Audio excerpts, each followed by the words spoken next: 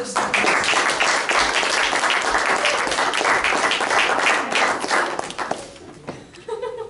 want this? You can move that out of the way. You walk into the supermarket, and there's red and all shades of pink and hearts and balloons and chocolates, and you think, it's almost Valentine's Day, woohoo! So you're either experiencing one out of 3 reactions right now. Either you're like me and you're on the edge of your seat and you're so excited for Valentine's Day and you can't wait to rush to the store and grab matching hearts for your head and socks for your feet. Or you are nonchalant. Valentine's Day is just another day. Or you might be sitting in your chair looking at me thinking, oh, she's just another person that's buying into a holiday created by Hallmark to make more money.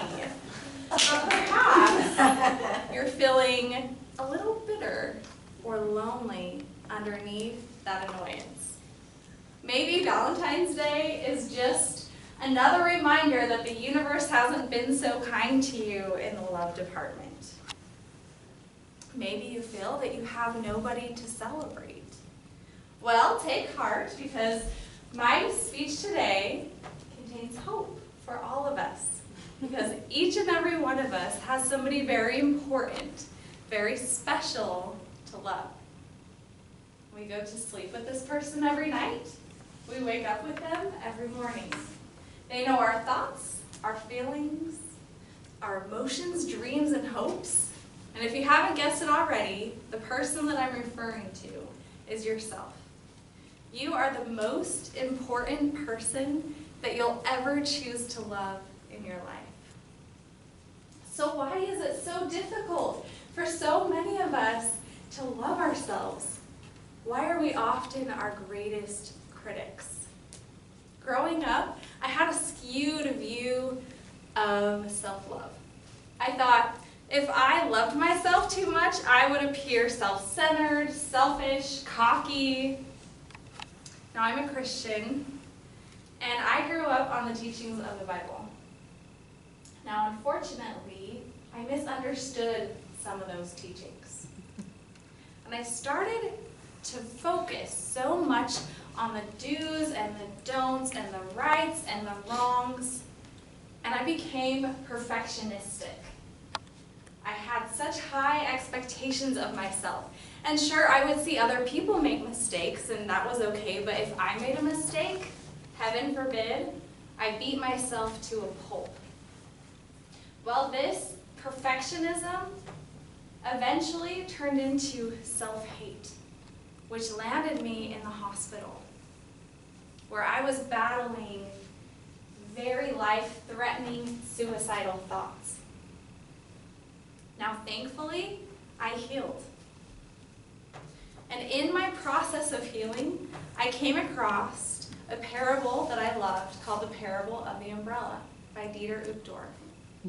Now, what I didn't realize is that God's love isn't up in some cloud only to rain down on those who comply to his perfect rules. No, God's love is present everywhere. It's for every single one of us. God loves me perfectly for who I am as an imperfect, flawed individual. What I didn't realize is that I was creating an umbrella. This umbrella was filled with perfectionism, self-hate, doubt, insecurity, lack of wisdom. And sure, there were rains of love coming down, but the more that I held on tightly to this umbrella of lies, the more that I blocked out that love that was available. So I had to learn how to lower my umbrella. I learned that in the Bible, when it says be perfect, a translation for perfect is actually whole. It's actually complete. Be ye complete. Be whole. Completeness and wholeness seems a lot more human to strive after than perfection. I also learned the first 2 commandments, love God and love others as yourself. They're love. And the more that I realized that I needed that love and that God wanted me to access that love, the more that I was able to lower my umbrella. All the other things, the do's and the don'ts and the rights and the wrongs, had no meaning if love was not present. So I learned how to lower my umbrella, and I'm continuing to learn how to lower my umbrella.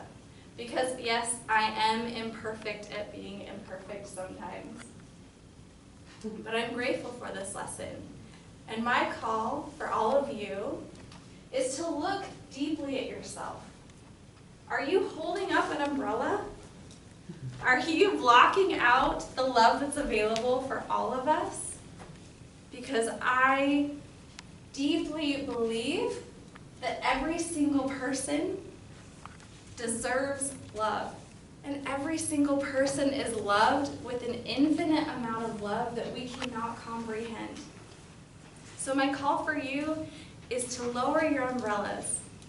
Love that person in the mirror, not only on February 14th, but every day throughout your life.